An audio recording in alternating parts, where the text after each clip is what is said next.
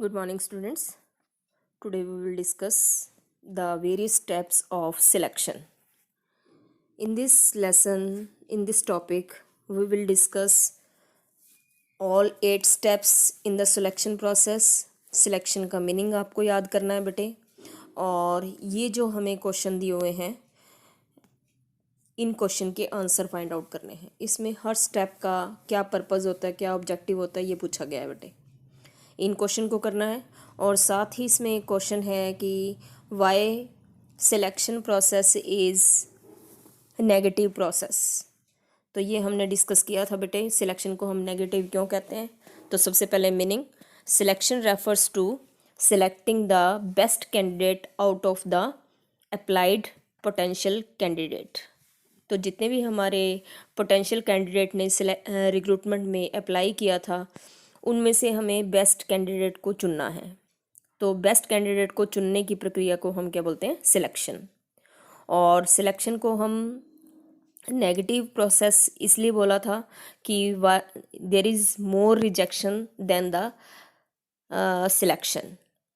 तो इसमें rejected candidates ज़्यादा से ज़्यादा होते हैं और very few one are selected, those who fulfil our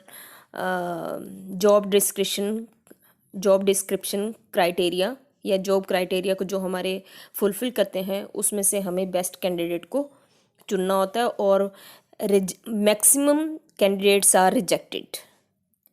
तो यहाँ पे रिजेक्शन का जो परसेंटेज है वो ज़्यादा होता है, इसकी वजह से सिलेक्शन को हम नेगेटिव प्रोसेस बोलते हैं। तो बेटे इसमें आपको ये ऑल स्टेप्स याद करने हैं। इनका आपको एक शॉर्टकट ट्रिक आपको दिया होगा आपकी बुक में, तो वो ट्रिक याद कर लेंगे, उससे आप पॉइंट याद कर सकते हैं। First point is preliminary screening, then selection test, उसके बाद एम्प्लॉयमेंट इंटरव्यू होगा, और उसके बाद बैकग्राउंड और रेफरेंस चेक होगा। रेफरेंस चेक करने के बाद जो कैंडिडेट टेस्ट क्लियर कर लेंगे, इंटरव्यू क्लियर कर लेंगे, और जिनका बैकग्राउंड भी अच्छा है, तो उनकी एक लिस्ट बना लेंगे, दैट इज़ सिलेक्शन डिसीज़न। और उसके बाद नेक्स्ट स्टेप में आपके पास आएगा कि हमें मेडिकल एग्जामिनेशन कराना है, ये आपका 6 स्टेप है। उसके बाद 7 स्टेप जॉब ऑफर, और उसके बाद last step is contact of employment. And these are the various test which can be conducted in the selection test. तो ये इनका मीनिंग करना है बेटे आपको।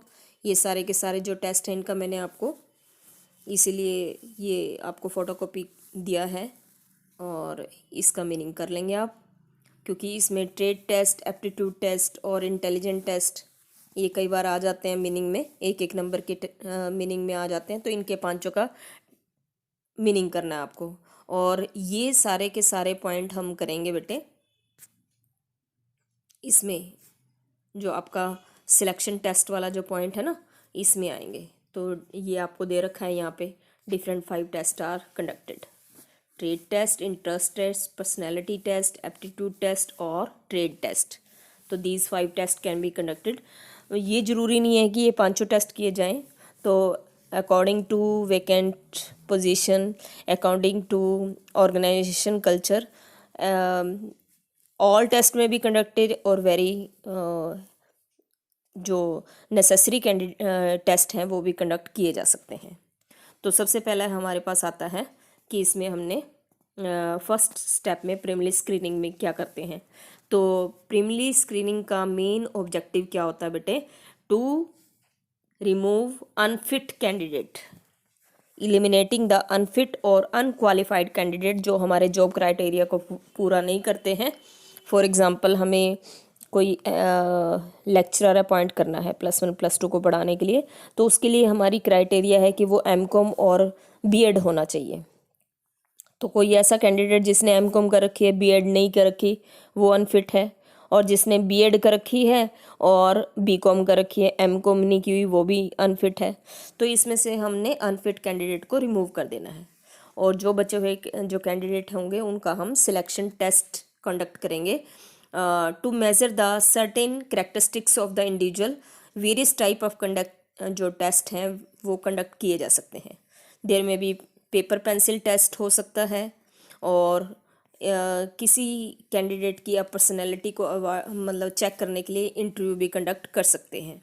ओके, तो वेरियस सिलेक्शन टेस्ट में be conducted in the second step.